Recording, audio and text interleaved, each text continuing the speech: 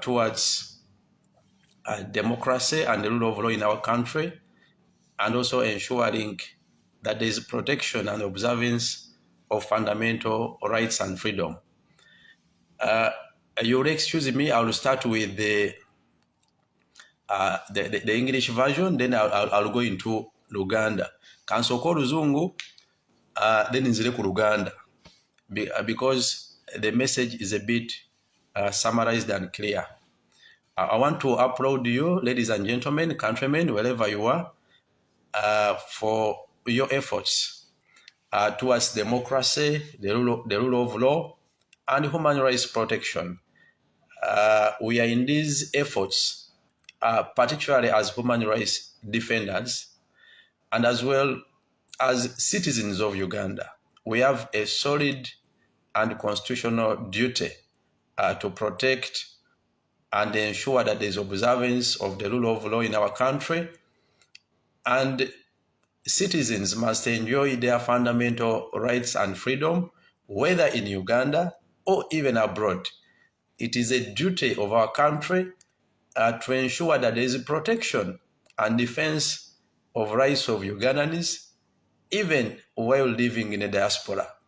And it does not form anywhere part of our foreign policy for Uganda not to take charge and caution on the welfare, well-being, and whereabouts of nationals, especially living abroad. My name is Muwada Nkunyinji, the Shadow Minister, Foreign Affairs, and Member of Parliament, Shadow County East. I want to bring you greetings from the leader of opposition, and of course NUP as a party, because we undertook to join the search and defending human rights as using legitimate and formal means, both as the leader of opposition and also as a party, the National Unity Platform, and of course people power for those who prefer to be housed under people power. Today, I'm now stationed here in Turkey, having returned to practically boost and monitor efforts as regards establishing the whereabouts of a Ugandan activist and a Ugandan national, KAJUBI, LUMBUYE, who went missing a while ago and has been missing to date. Of course, the circumstances of his arrest and detention were questionable and unclear from the start, because no one knew who arrested him and where he was taken.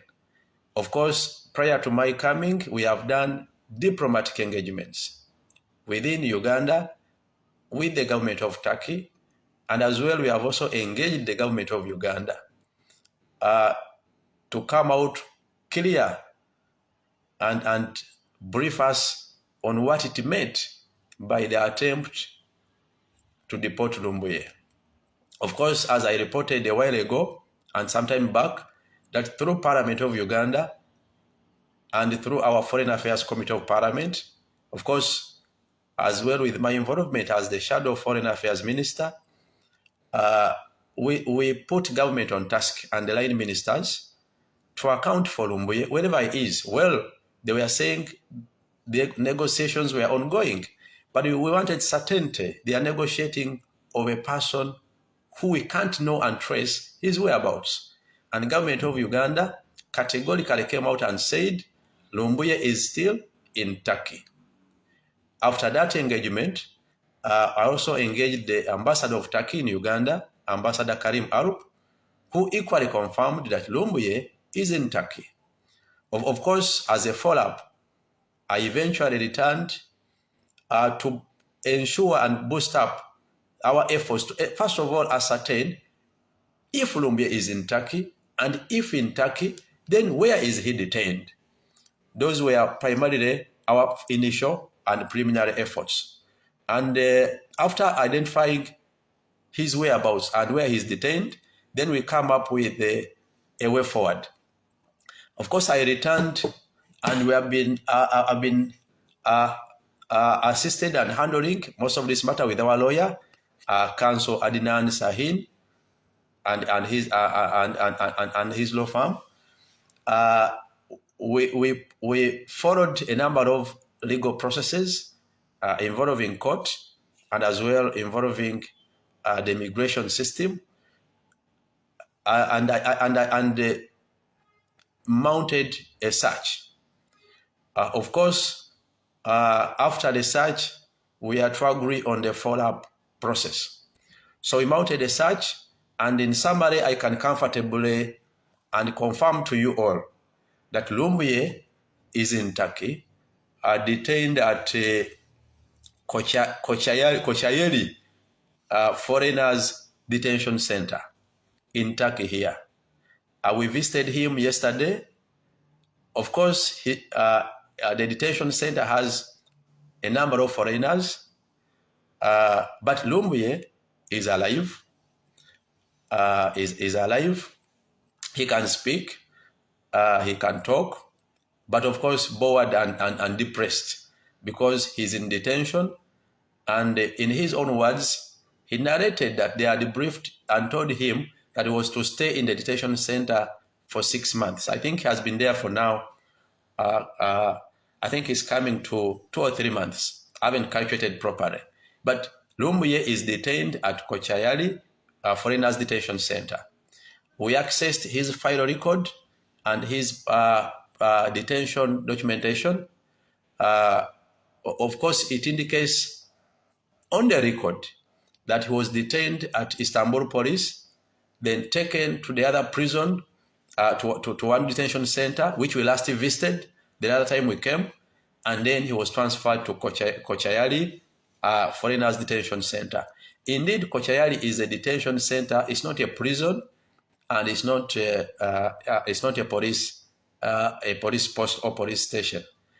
It is a detention center for foreigners, and we could see many other foreigners.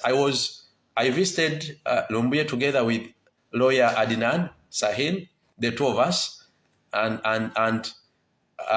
from the interaction, we are making a number of legal and human rights follow-ups, which we shall disclose in the coming 1 or 2 days. But for now, what I can report is that LUMBUYE is alive.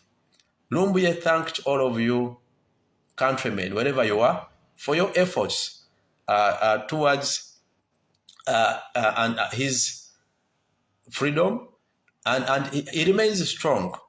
He remains strong. In his own words, LUMBUYE matches applaud and appreciate all efforts and all our efforts to make sure that he regains his freedom and he is released.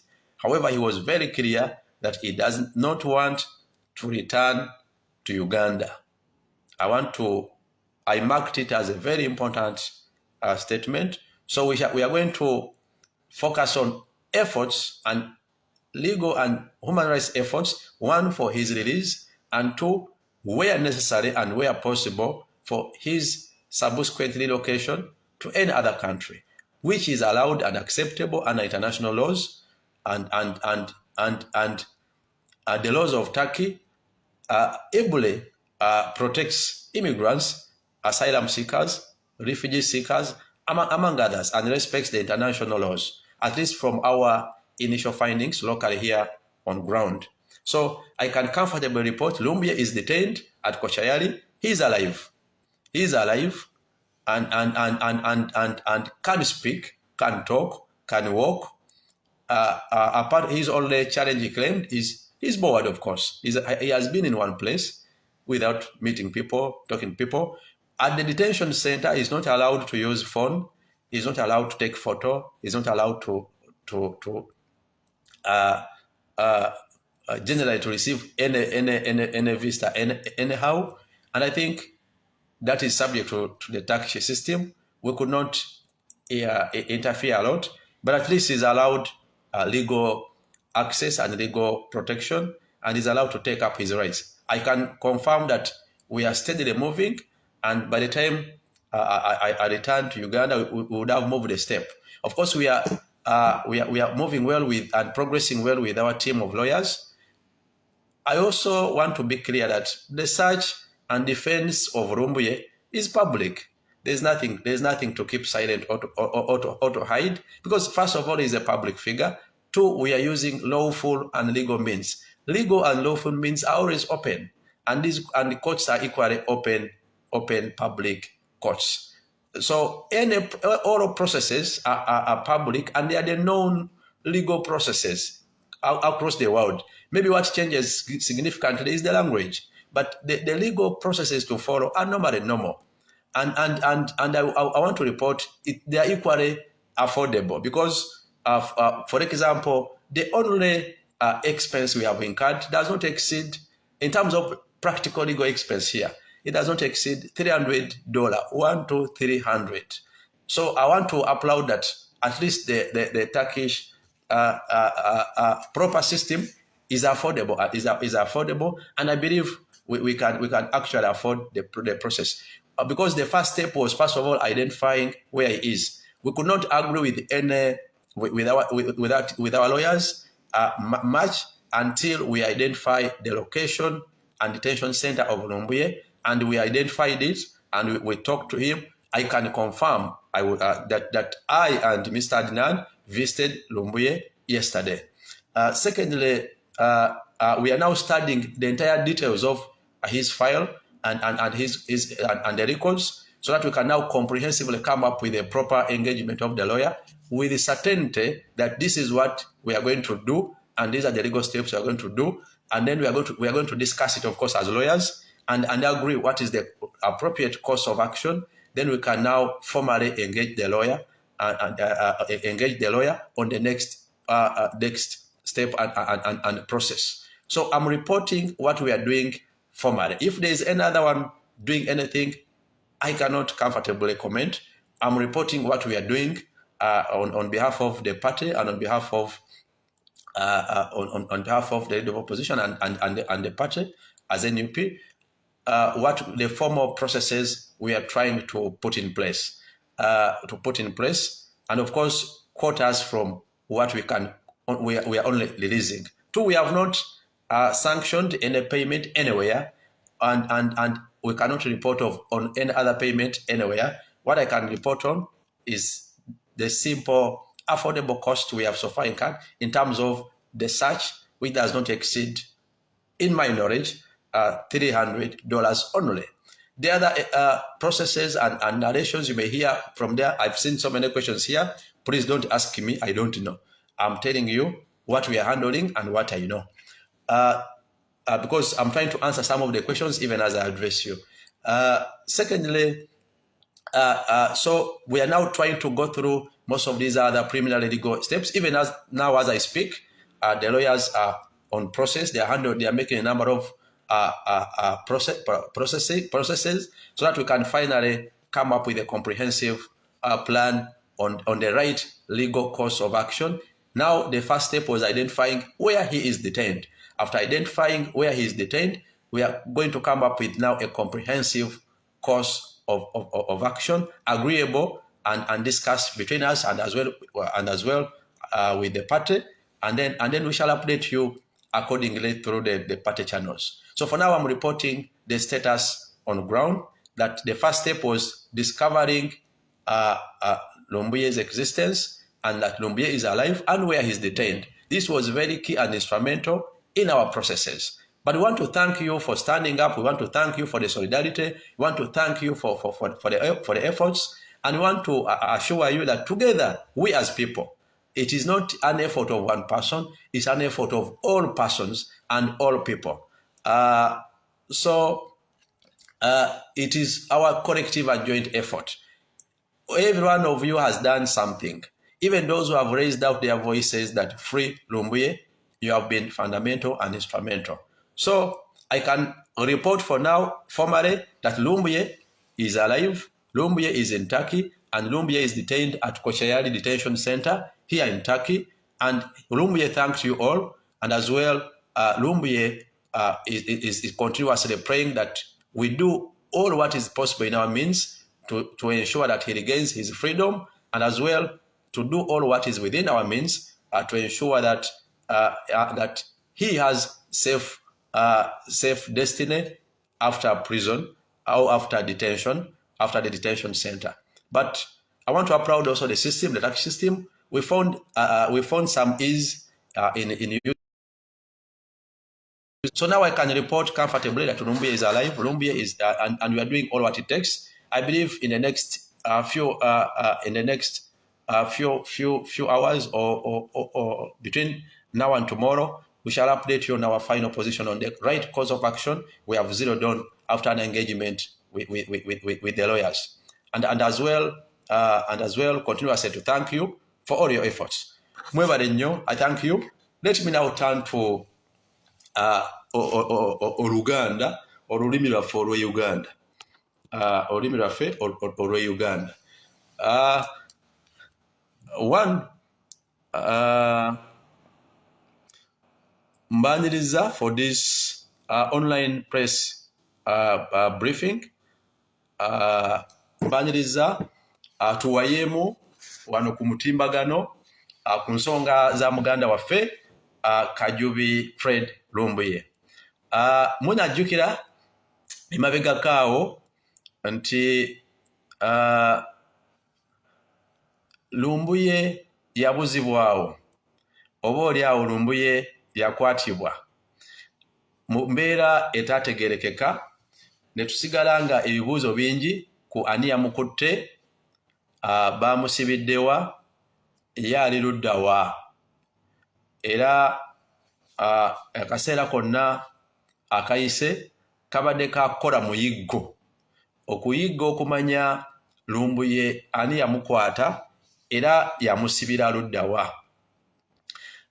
Mu Uganda nga tukozesa parliament, of course ng'omubaka wa parliament nkiikirira Kyaddondo East, ate ekyokubiri nga minisita ow'ekisiikirize akwanaganya amawanga amalala, wamu nga tukira mu parliament ya Uganda wamu n'akakiiko ka foreign affairs aka parliament, twateeka gavumenti ku nninga okulambika mbulambulukufu kiki yali etegeeza bwe yategeeza nti yagala kuzza LUMBUYE mu Uganda.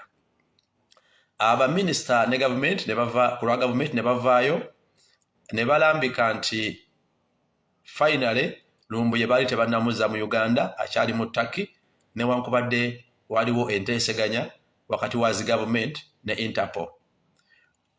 Oluvannyuma n'ensisinkana ambasada wa Turkey mu Uganda, ambasada Karim Arup ku embassy mu Kampala, naye nankakasa nti LUMBUYE akyali mu Turkey, wadde kyali kituufu nti wabaddewo enteeseganya wakati wa Uganda, Turkey ne Interpol.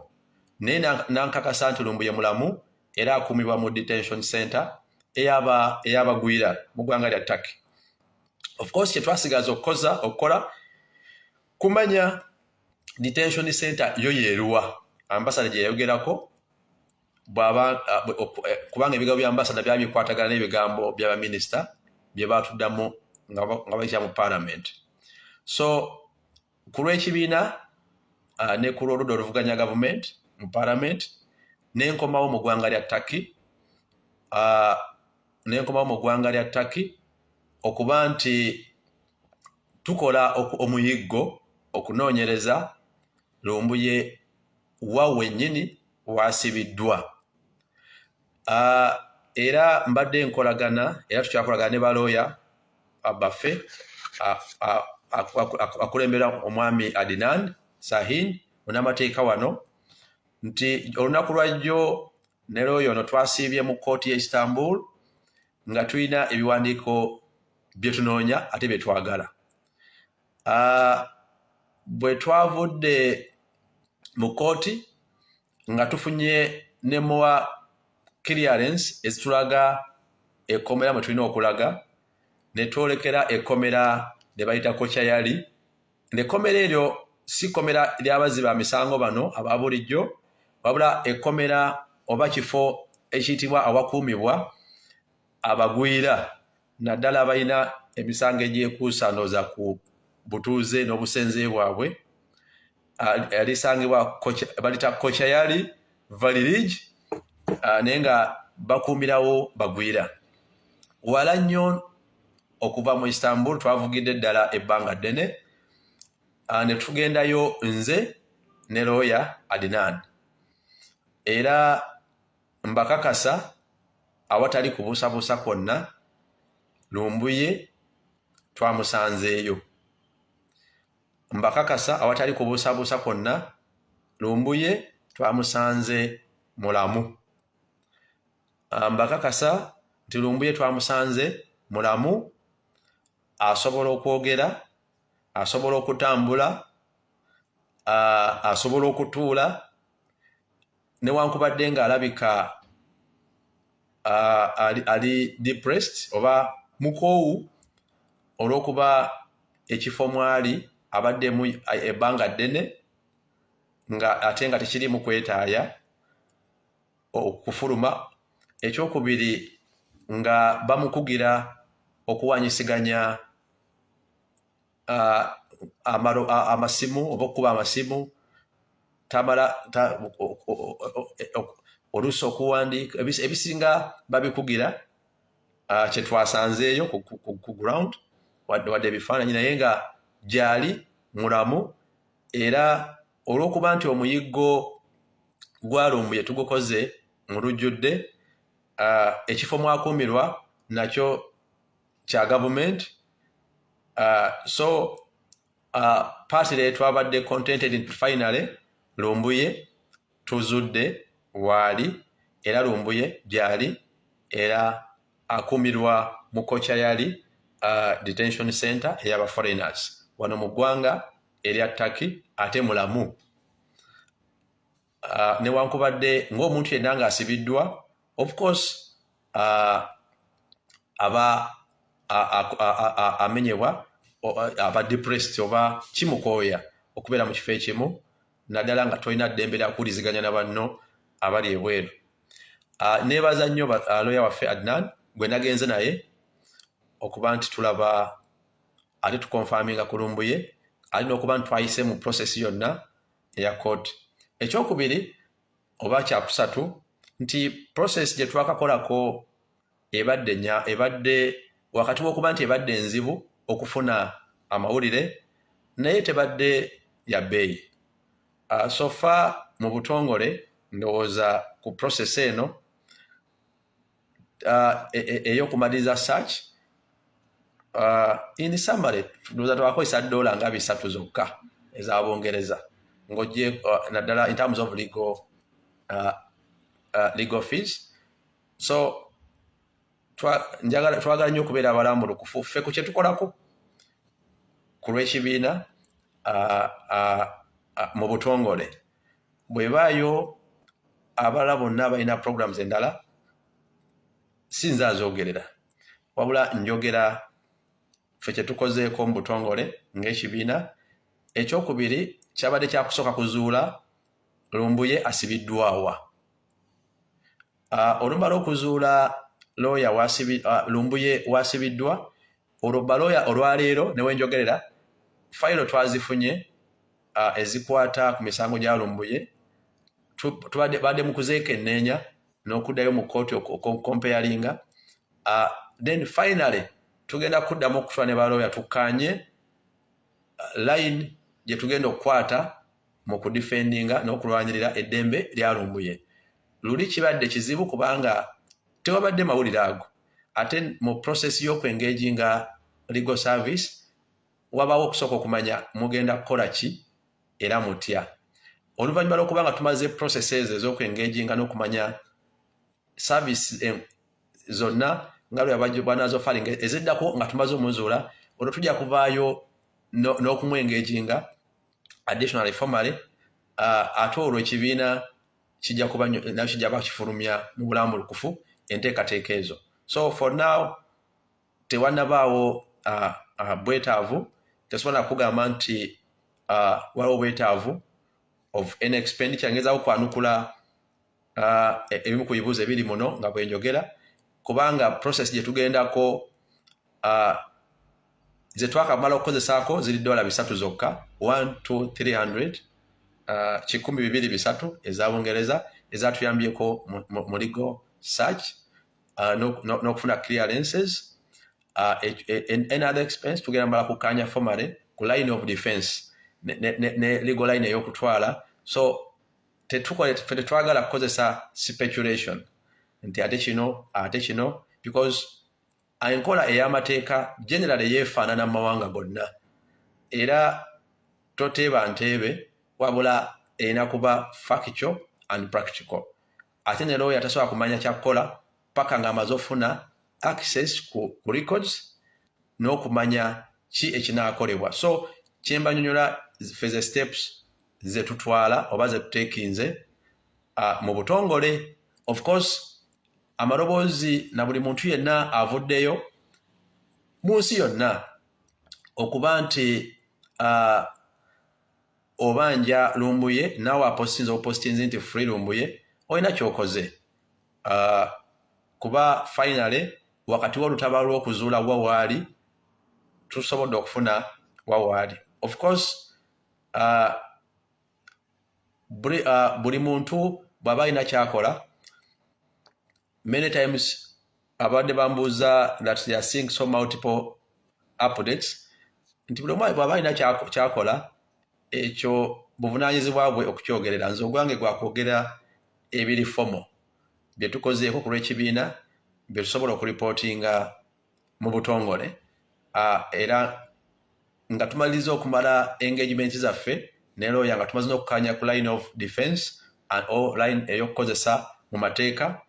Of course nga byonna biwedde formally and at that stage I think also the party will update you accordingly. Naye for now tuina progress enkulu eriemu nti Lumbuye twasobodde okumuzuula. Ekyokubiri ne tuzuula waasibiddwa fayiro ye teragaako musango mulala gwonna ate era so far tunaba kuzuula musango gwonna nti gwamuggudwako wano. Ekyokusatu naye okusaba kwe n'okuyaayaana kwe first of all okufuluma gy'asibiddwa. Ekyokubiri okumuyambako bw'aba si wakusigala wano tayagala kudda mu ggwanga lya Uganda for now. Tagambye nti tayagala butuuze bwa Uganda wabula si gy'ayagala okudda for now. Process tugenda kukola tutya? We are now newe jogera kati baloya baffe bali mu court n'okudda mu bifo ebyenjawulo okulaba nti tumaliriza okustudinga oba okusoma file n'ebyetaagisa ku file ya Lumbuye, era bwe tuba tumaliriza okumala ebyo byonna olwo tujja sobola okutuula wansi tuengaginga baloya ku step eddako nga tulina information emala n'okusalawo okulambulukufu ku ki kye tugenda okukola ne steps zetugenda okutwala. Okubawa this status and update one kukirialinga status ya progress no keeping no matter in context kubanga twagadde tusettingeyo on ground a process eri practical gye tusobola okuriportingirangamu ng'ate etegerekeka mu mateeka ate nga n'amateeka n'enkola eyitibwamu wadde tuli wano naye era eba efaanagana n'enkola ezikozesebwa mu mateeka mu nsi yonna. Mu nsi yonna ekyenjawulo wano ekyawukanako ndowooza lulimi, naye omuntu nga musibe oba ng'akwatibwa ku misango gya immigration amateeka g'ensi galina engeri gye gafaanaganamu era ne process eyitibwamu efaanagana.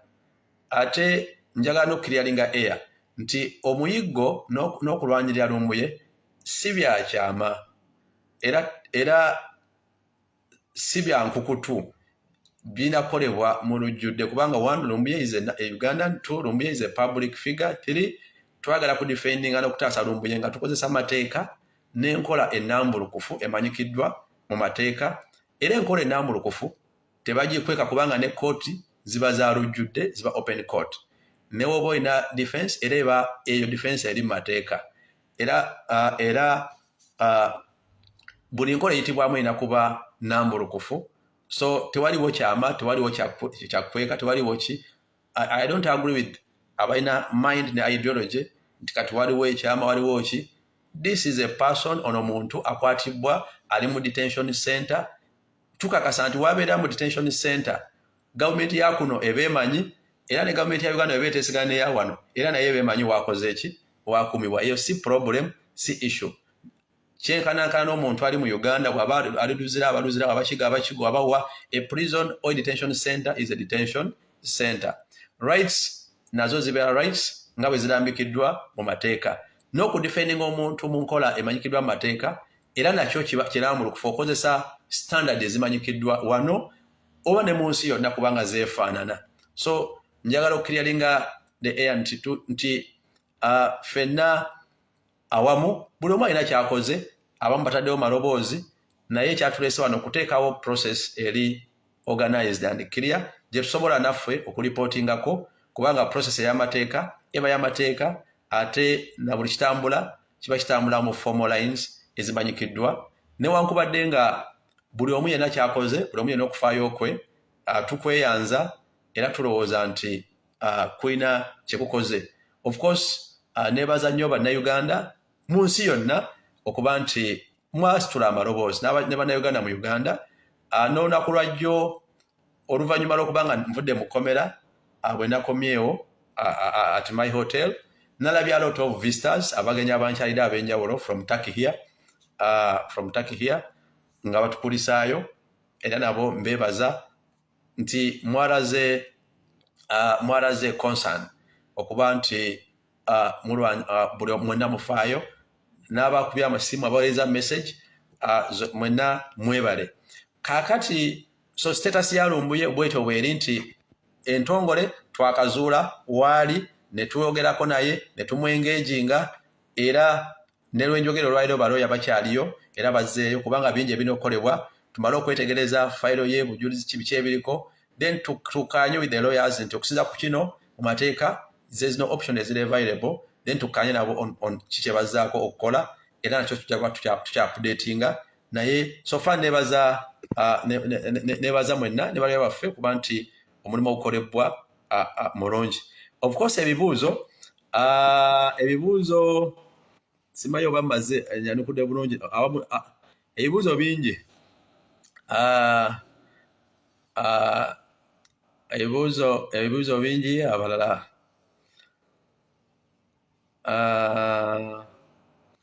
badde ba appreciatinga abasinga obungi, abalala badde ba appreciatinga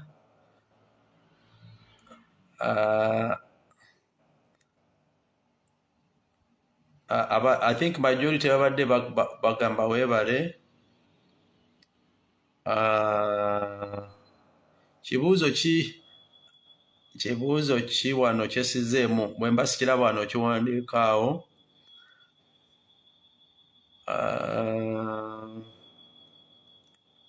So ebibuuzo basically ndowooza era bifaanagana n'ebyenjogeddeko.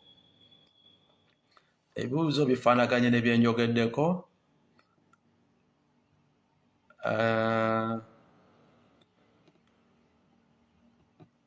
Ebibuuzo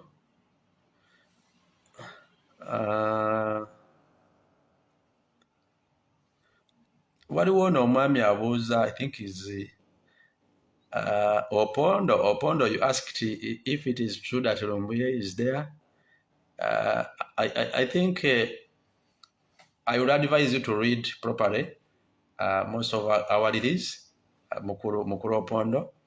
Maybe you'll interpret better. Uzungu olumanyi.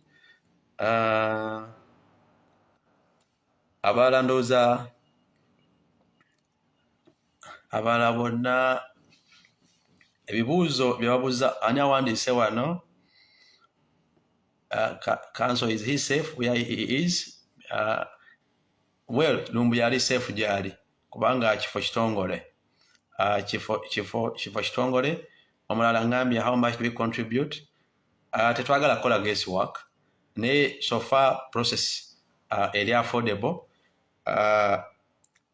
Kukyasose, we have the receipt for process eyasose ebadde very affordable. Process eddako tugenda kumala kukkaanya because mmateeka to engaging a lawyer anonymously. Omulina okumanya the line byagenda okukola ne how to do it, then kwe basinzira costinga teba anonymous costing. So tugenda kya advisinga in the course akyali mu studyinga the entire process. Ne wabuuziza omulala, was he tortured? Salima ogambye, was he tortured at the time of arrest? Well, ekyo tekiri ku fayiro ye ate naye teyakyogedde, so tunakiwulira, but of course soon within today or tomorrow tujafuna his personal status nga bwajjojjiwa, naye whether he was tortured or not ekyo tekiri ku fayiro ye. Sinaba kuba mu position kukyogerako, naye at least mulamu.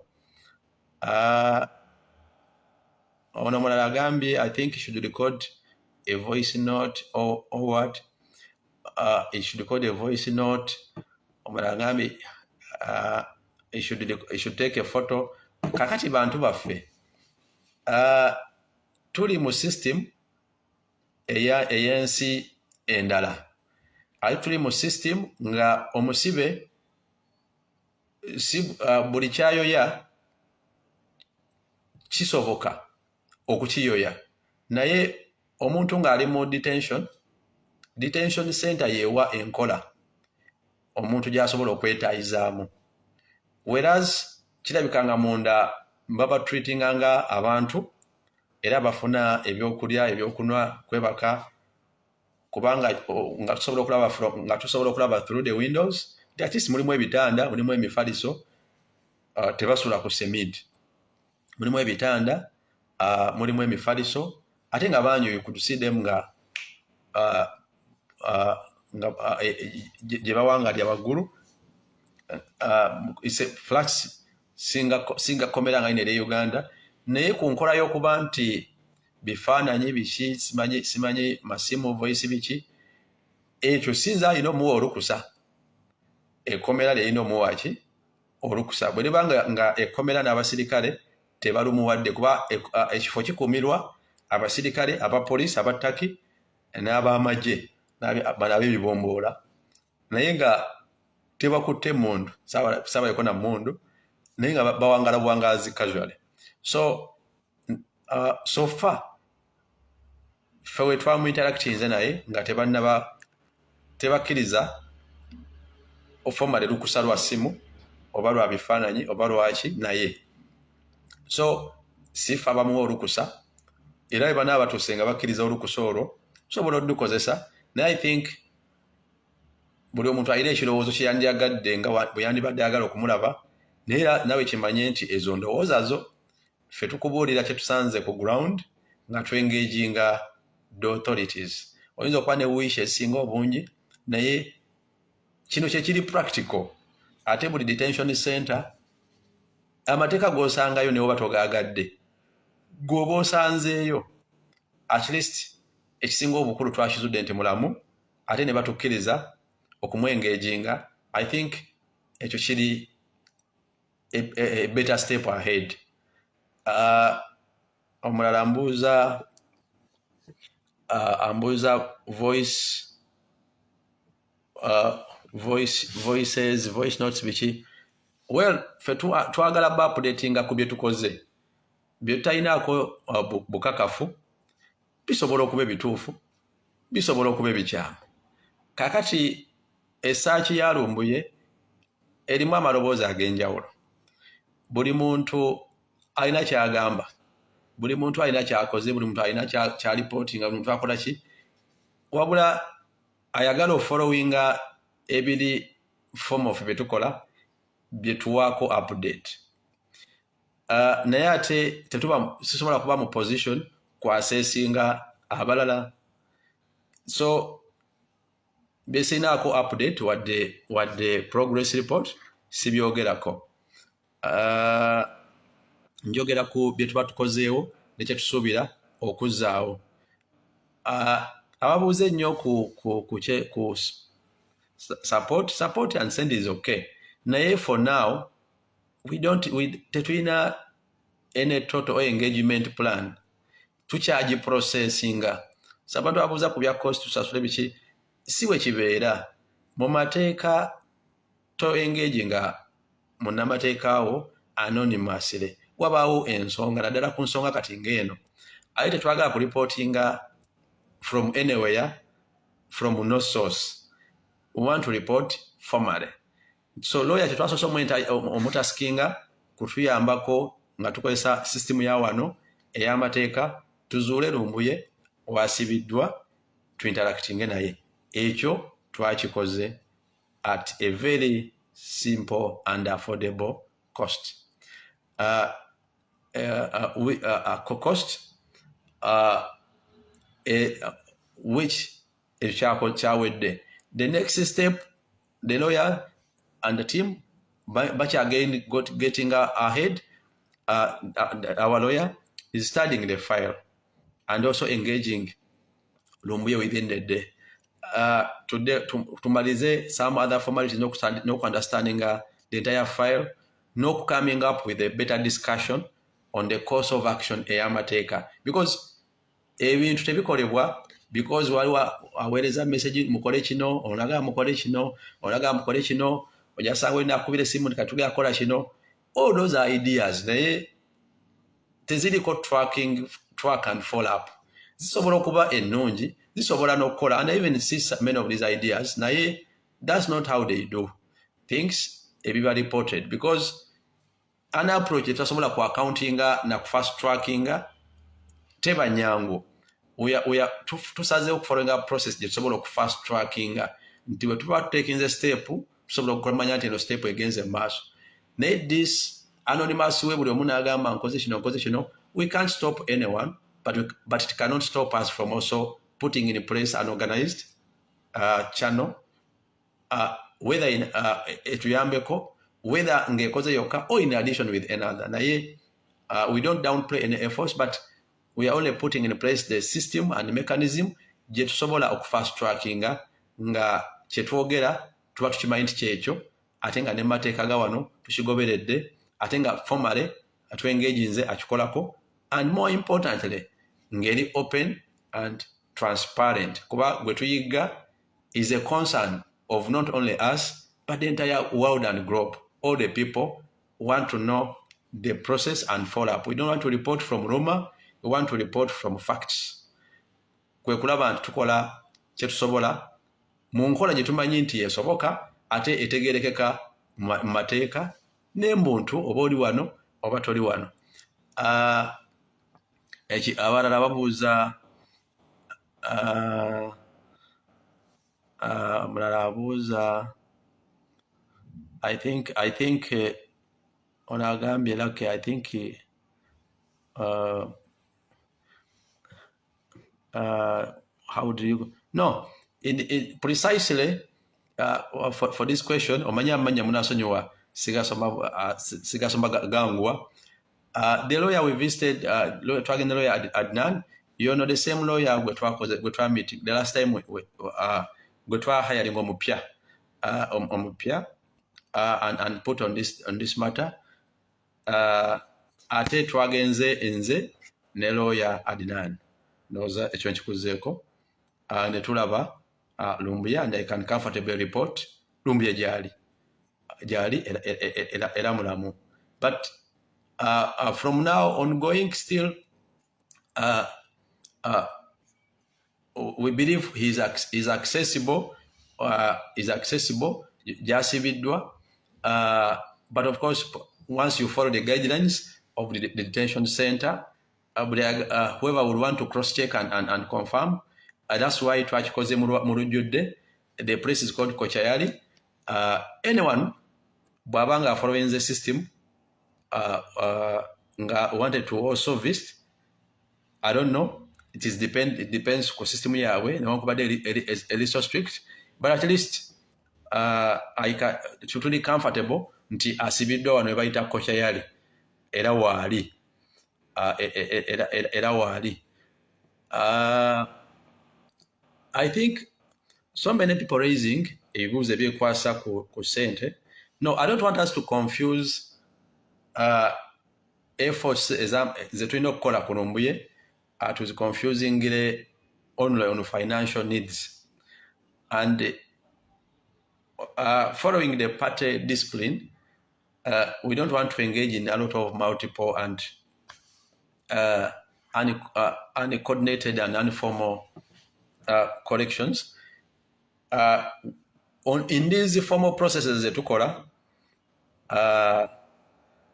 twagala zikola nga nnambulukufu. Even the engagements with the lawyer is to follow up abantu mwebale omutima, but I don't know ebimu bye babuuza wano. So far we want if there's chance, if there's the time for making any formal payment comes, tugya zikola formally ate mu lujjudde ate nga ziri accounted for. Si bino nenteekako eno n'ateekako eno, ebyo sesobola binnyonnyolera. I will only comment about ffe kye tukozeewo and ne direction gye kikoze eki gye kikutte, minus explaining other processes unknown to me.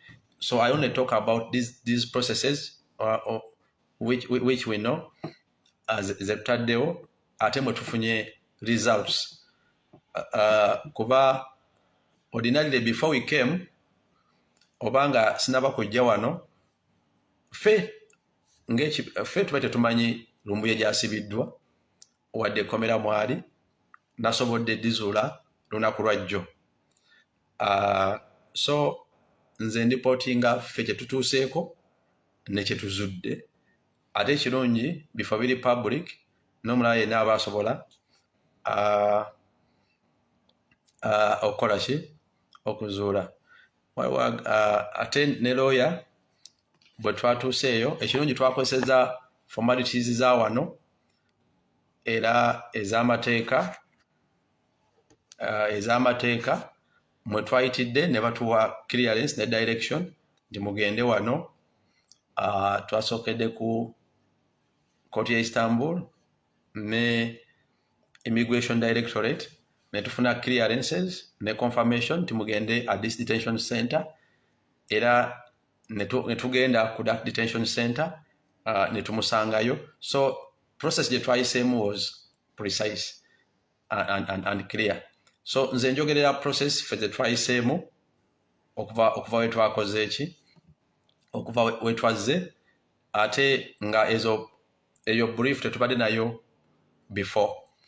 So bwe tutyonoza we twatambudde, and for now onwards we are waiting for the lawyers to first appreciate oba okumala okutegeera the entire process, kubanga kwe twamuzudde ejjo twasobodde okuaccessinga records ne files n'ebisingako. Tutandike obistudyinga, then tuddemu twogere with our team of lawyers, with our lawyer, nga tulina an informed position, then to guiding on the way forward, and as well also report formally through the party, then to guiding on the next course of action. So twagala okuba nti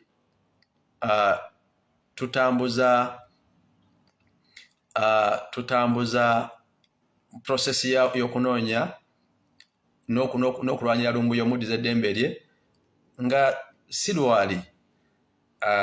lwali, si bigambo bugambo, wabula nga tulinawo ebintu ebiri tangible ate ebitegerekeka mu mateeka ne mu nkola y'eddembe ly'obuntu, and okulaba nti tutaasa n'okulwanyirira mukulu Lumbuye muna Uganda.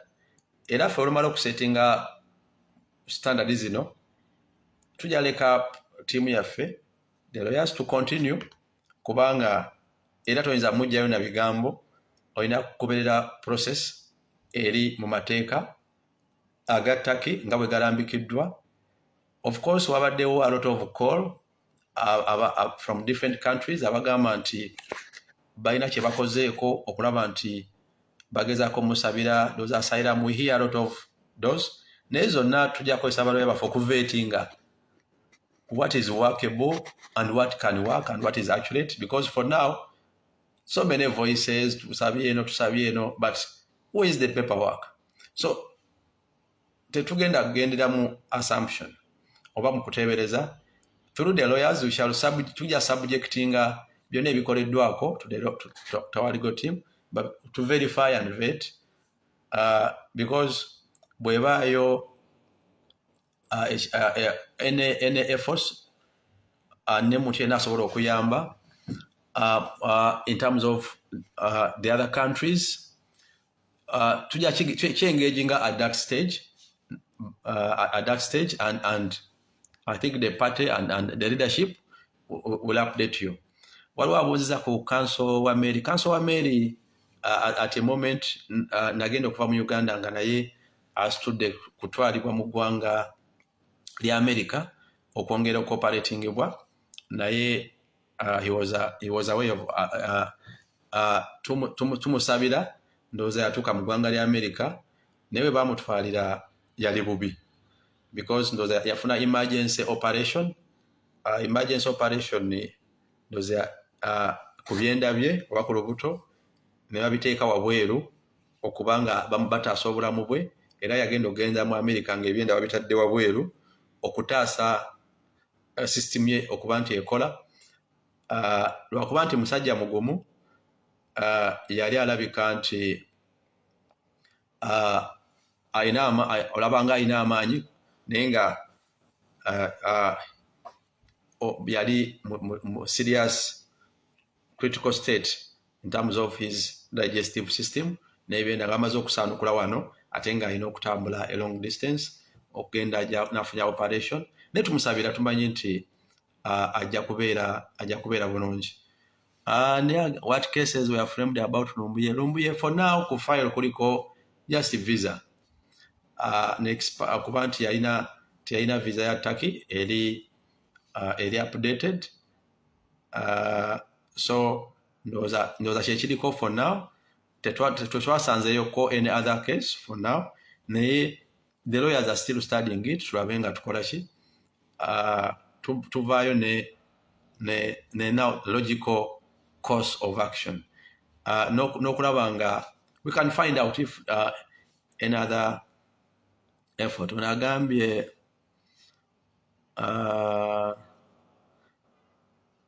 and you guys have to be very careful. No, byetukola byonna biri mu mateeka, aye twagala nnyo bikola mu bulambulukufu ate nga biri open. Ndowooza legal processes ne oba mu Uganda ne oba eno okutaasa omuntu yenna akwatibwa tezirinaako repercussion, kyekiba kirina okukolebwa. Omuntu yenna waba akwatibwa obanga ateeberezebwa ne waba mu Uganda oba wano alina right okufuna abamudefendinga n'abastandinga ku ye. Bingi bye bateekawo, naye for now tebalina musango bamuvunaanye wano gulabibwa okujjako gwa ebiwandiiko, ate ebirala the details lawyer bakyabistandinga then to advise. So ndowooza for now kyekyo ekimuteekesa mu detention center y'abaforeigner. Ekyokubiri bwe bamala balostudinga formally then tujja kuvaayo nga tutegedde the full depth, because kyebaliko nga kinabayamba kumanya the alternative eyokutekinga after that study. Onagamba nti bamukyajinze whatever is on record we shall have it, we shall also make it known. Lwansonga ebifa ku Lumbuye twagala bikeepinga open, lwansonga buli muntu alina right okufollowinga kuba abantu bamulinamu nnyo interest, balinamu a lot of interest. N'amaloboozi gonna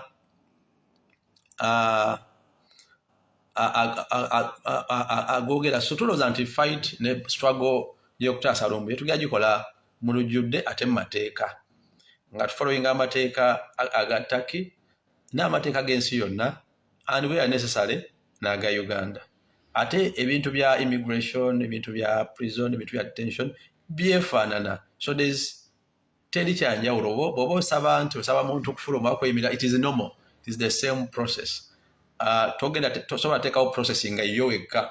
So process bwe zibeera era zibaawo mu mateeka. So that's why we are tutadde nnyo amaanyi mu kwogerera ebiri formal. Ate ebiri formal they okay, because omuntu oba osaba yeeyimirwe, for example, you don't need a million explanation. Kyekiba kiriwo mu mateeka.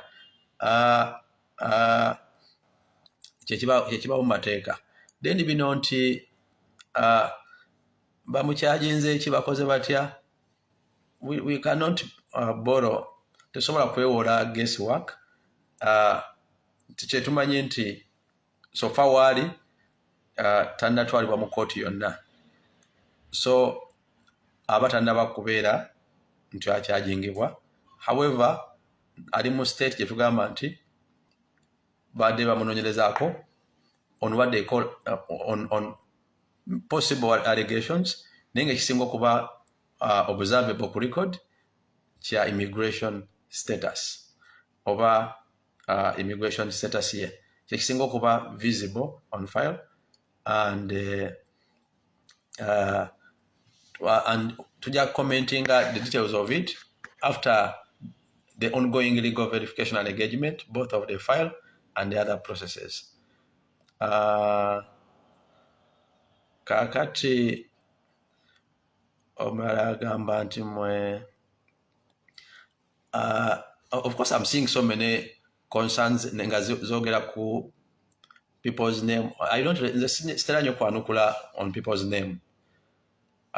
Principally so nze njogera bye tukola ne processing nga bwe tuzimanyi. Obobo ina concern ne consultation nga ya mulala era ina giweereza mulala, so ababuuza ku individuals nyinza obutakikonako lwa nsonga you can use their contacts to verify.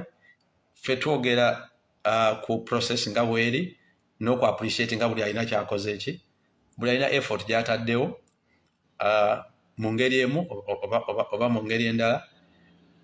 But okumbuuzaawo nti ono yaŋŋambye bw'ati, ono yaŋŋambye bw'ati, ekyo si lolo yange. Nze nzize kuwa brief ku kye tukozeewo and how far mu line eyaffe gye tuzze okufollowing up okufuna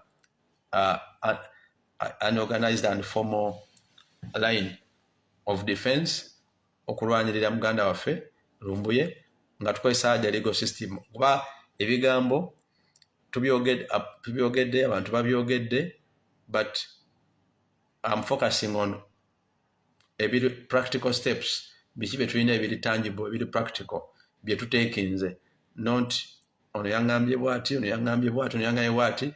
That is a debate that can go on mu society.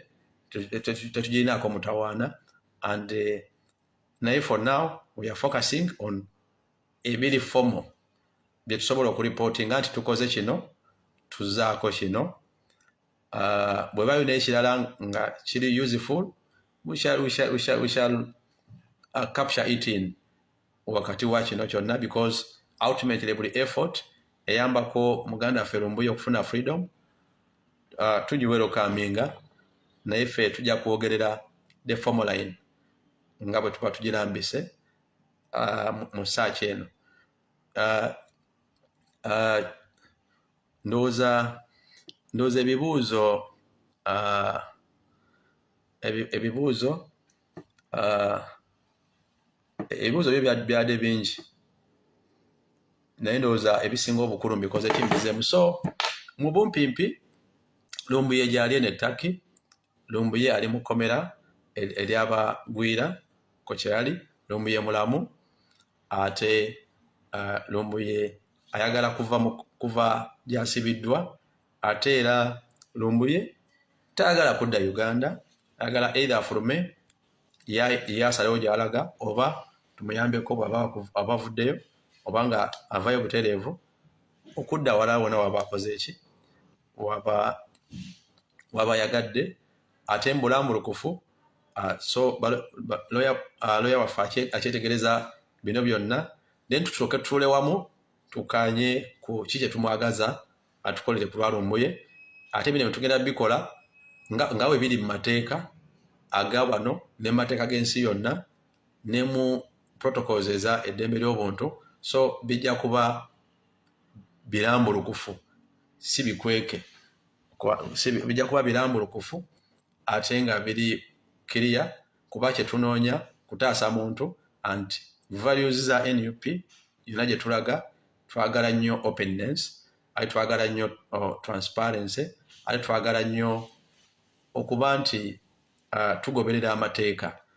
So bw'oba ogoberedde amateeka, amateeka is public information ne rights ziri public. So tujja bikola nga biri public and transparent.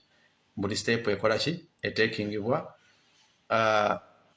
newankubadde nga all other efforts ezikolebwa mwenna bannayuganda and all human rights actors across the globe, tukakasa nti nazo zibadde ekitundu kinene nnyo otupushinga this far on a reality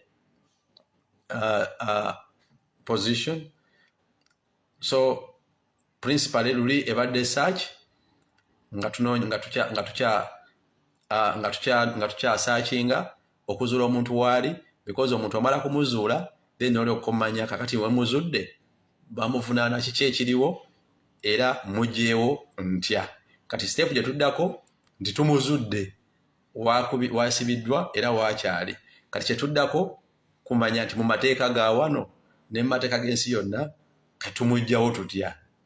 Ate ekyo tusooka ne tuddayo ne tugamba nti kale wano mu likodi ye mulimu ki, era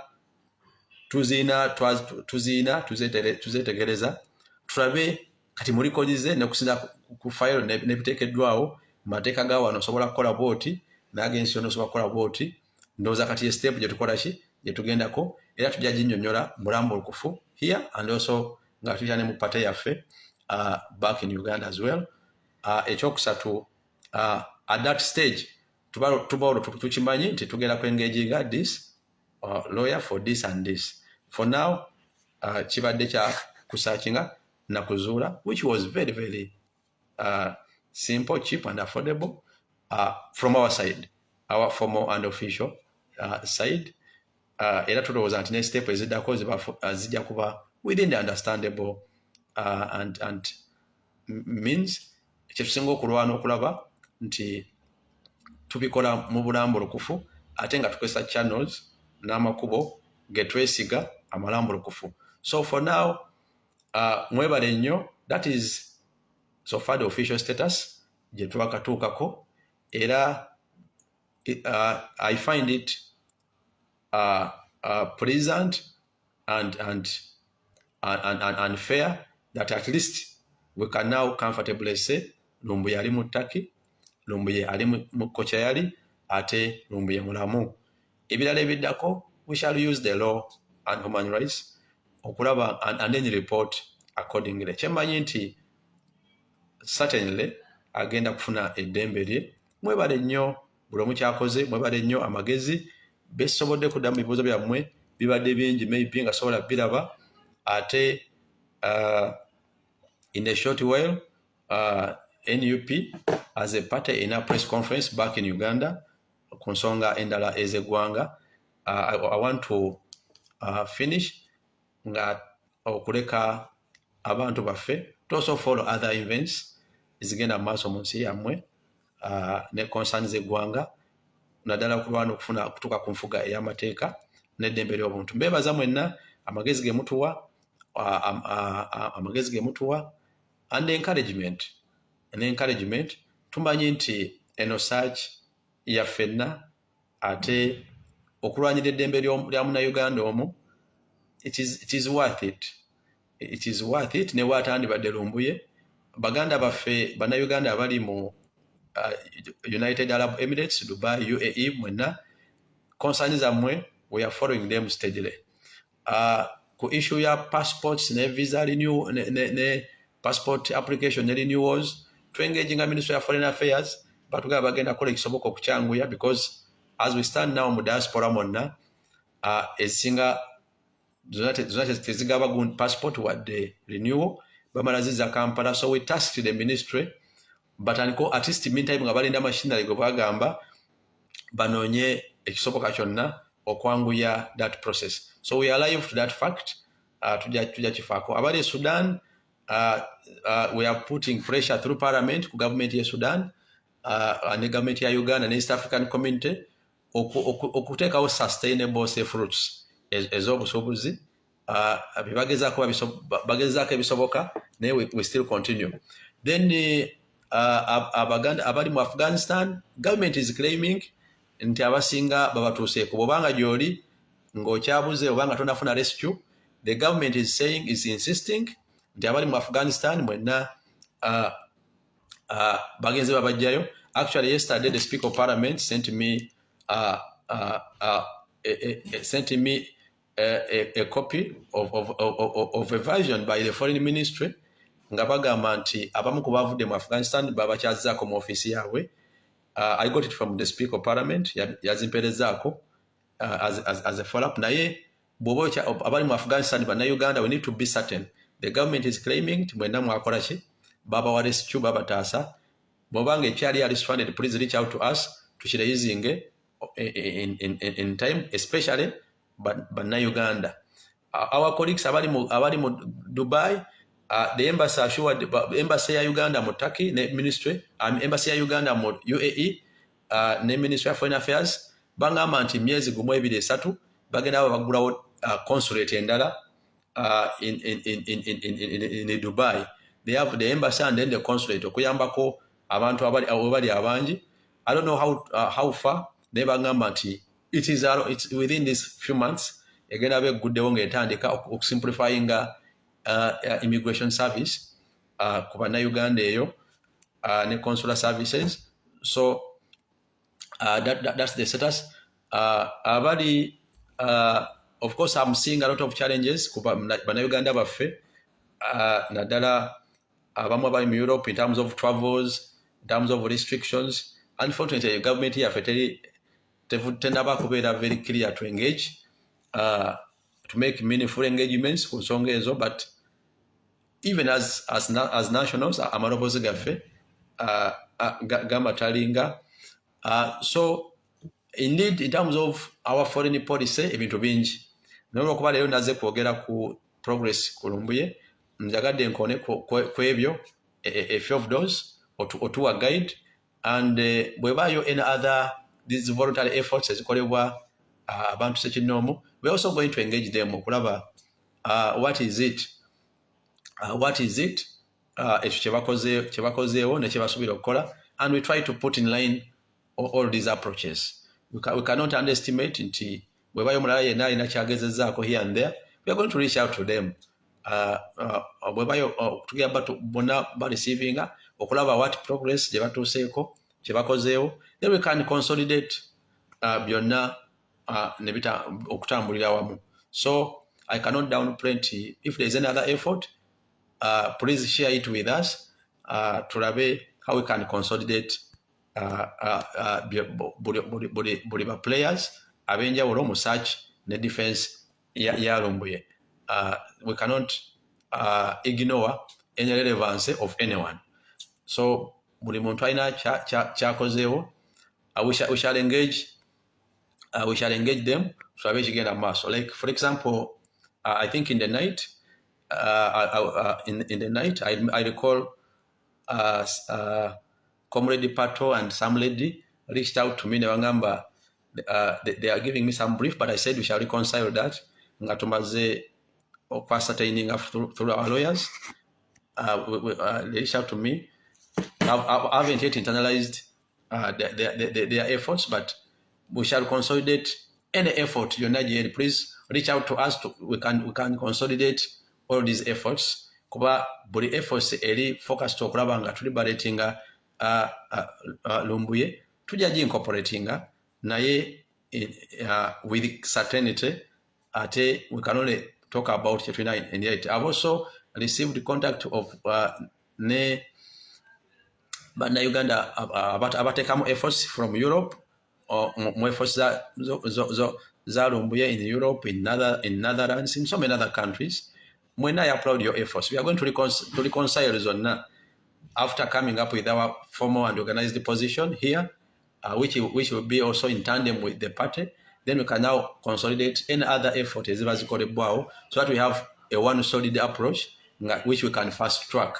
Otherwise, we want to mixing. Someone said use English. So mixing because engage and attack in Singapore kozesa luzungu nenya kudda Uganda. Kakati we are in summary, there may be other efforts here and there which we cannot comfortably and formally report on, but we are calling upon whoever has efforts. You reach out to us. We want to consolidate most of these efforts. Some have sent me messages. They want to, but we wanted to first formalize our formal and official line of handling this matter, so that we can do away with a lot of propaganda and speculations, which was actually covering up the entire right cause. So without frustrating any efforts, we want to request whoever has any effort, or idea, or advice, or steps taken, please reach out to us. What we want is to consolidate the LUMBUYE rescue mission. I've already received the request of some groups to reach out to us to see how we can consolidate their efforts, if any. But of course, we don't also want to backtrack on what we have taken forward so far. So we shall reach out to anyone who think has an idea, has advice, has a step taken to consolidate them. All what we want is finally to have LUMBUYE free. So that is the status so far. So musamale nti buli alina kyakoze balooza nti alina amagezi oba alina steps z'ateekinze, tugenda reaching out ku mene n'abala mututuukirire tulabe tugatta tutya tuteekewo enkola eri ennambulukufu ate gye tusobola okuripotingako comfortable, esobola okugattako buli omu efforts ze, era amaloboozi ngafunye okuva Bannayuganda abali wano, oba bali mu Netherlands, oba bali mu mawanga ag'enjawulo, abali mu Uganda. I think zonna efforts tetwagala zinyooma, zisobola okuba ez'omugaso, era tujja kureachinga out waba tuzigatta tutya ate ku line eno tubenga tulina a conclusive line of reporting on progress, no capturing any advantage or benefit we can get from all these other processes, because kyetusinga okwagala finally kulaba nti LUMBUYE afulumye ate nga dizibwa eddembe lye, tetufuddeeyo ku whatever efforts kasitebanga eri mateeka ate nga nnambulukufu. We are not going to be party to any illegal process, oba non-conventional process. Twagala okutaasa LUMBUYE ate nga tukozeseza enkola ennambulukufu ng'eri mateeka ate nga eri open, kubanga amateeka gategerekeka agawano n'ag'ensi yonna bw'obanga olwanyira omuntu ng'ono. Tulowooza nti buli alina kyagattako oba kyakoze nga kitambulira wamu n'enkola emanyikiddwa mu mateeka era etegerekeka mu mateeka, tujja kincorporate nga tujja kigatta wamu nga tunoonya obulambulukufu mu kuripotinga ku nsonga eno. But for now, reporting what I did on behalf of the party and on the ground, and maybe at a later date, if I get any other information relevant to add on Gatujigasemu, we shall comfortably report about any other efforts and support. But for now, that is what I can formally report. We shall update you accordingly. We thank you, and we thank you so much for the resilience, for the solidarity, and for the efforts. It is indeed impossible and hard to ascertain who has done what and who has done better, but all what I know, you have all done it. You have all pushed us this far. You have all made your voices heard, and you have all stood for what is right, and we shall always stand for what is right. We shall follow the law. We shall follow the due process of the law. We shall respect the rights and the law, and ultimately and definitely, we shall sail through. LUMBUYE will be finally free. I thank you, and I wish you well.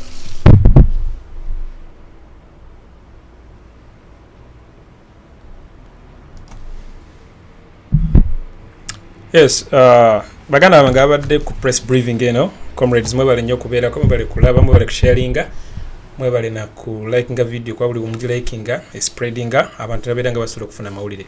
So I believe muwulidde bulungi press briefing eno okuva ewa honorable waffe Muwada Nkunyinji eyaddira president waffe mu bigere ku kifo kye Kyadondo East constituency nga MP wacho. I believe he has explained himself very well. The good thing you had already heard from Pato, and he has given a formal briefing of what is currently taking place and actually what is bound to happen next. I was going through your comments here. Nenda banga abamu mugamba ate onayogera kino onayogera kiri onayogera kino onayogera kino. Nedda, I believe as of now buli kimu ki coordinating bulungi okujjako abantu bemutalina kuwa matuga mwe mubamanyi. You don't need to give your data and airtime and your time to people that are simply there to confuse you. You understand? So mwewale okuba feedinga garbage mu bwongo bwammwe mubirenga mugoberera abantu abalina boa information intuufu. So all I can say tebinaba kugwa because our comrade is still in that detention center. Tugende maaso nga tukyakikuba until ng'avuddeyo. Naye at least tukimanyi bulungi nti mulamu gyali ekifo kyalimu si kibi. Muwada Nkunyinji akugambye nti weba walingizaayo munda alengedde emifaliso alengedde ebikyaba abakuuma bamagye ne poliisi naye tebalina mundu nga mumanyi ensi ezimu nti emundu si ekola buli kimu nga wane Uganda. So I believe you are all in the loop. I thank the diaspora team eyagezaako nnyo nga bwesobola netagwa mu katego kabali abasajja abali baagala okuba obubi sente. Omanyi dictator akola ini weird style. Naye baganda baffe ba chapter leaders ez'enjawulo okwetolola ensi eno abakulemberwa mwami Haman Aine byona bakola buli kimu ekisooka okulaba nti tebagwa mu katego k'abasajja abo era tebabo bali baagala ssebo kubba sente ezo eza collecting wana Uganda. At least kati we know everything kiri clear.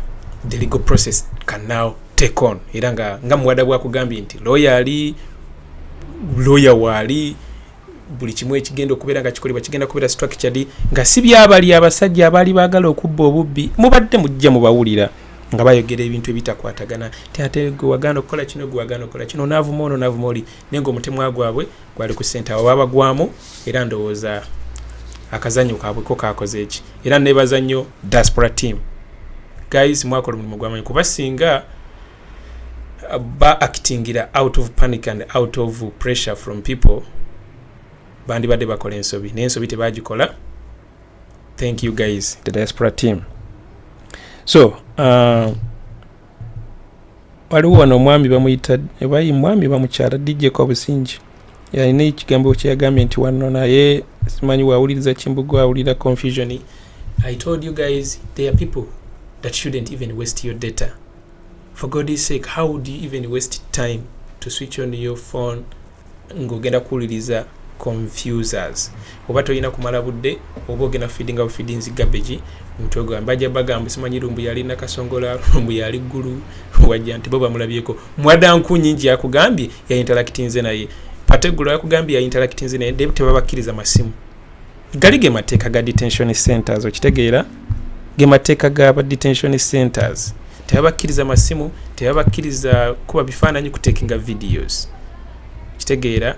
Mpozi n'ekirala Muwada abadde ayogera nga lawyer abadde alina okubeera diplomatic adde alina okubeera formal abadde tajja kujja wano akunyumiza ate ebintu ebiri mu ebigenda mu maaso mu kooti ng'omusango tegunnaba kuggwa obanga gukyagenda mu maaso ba lawyer babeera limited ne bye balina okwogera.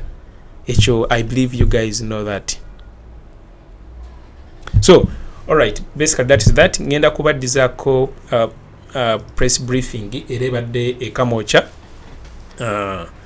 badde sola biteekayo bibiri at the same time about the situation of our comrades Segirinya ne Sewanyana wamu ne current situation in NUP as in the next step or what is currently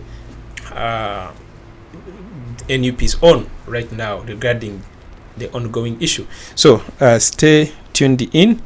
Right now ngenda just ku Philippines within like the next 20 or 15 or actually maybe 10 minutes ngenda kuba njitaddeyo ngeri live at the entire press conference ebadde emagere. Yes. Okay, Juliet L Bagenda, thank you very much as well. Aluta continua. Teli kuzikiza yengombo, teli kuzikiza. Alright guys, have the best of the day. Ninde mukatane dakika ngazizo atemba teleko press conference ebadde magere. Ebadde kamocha si magere.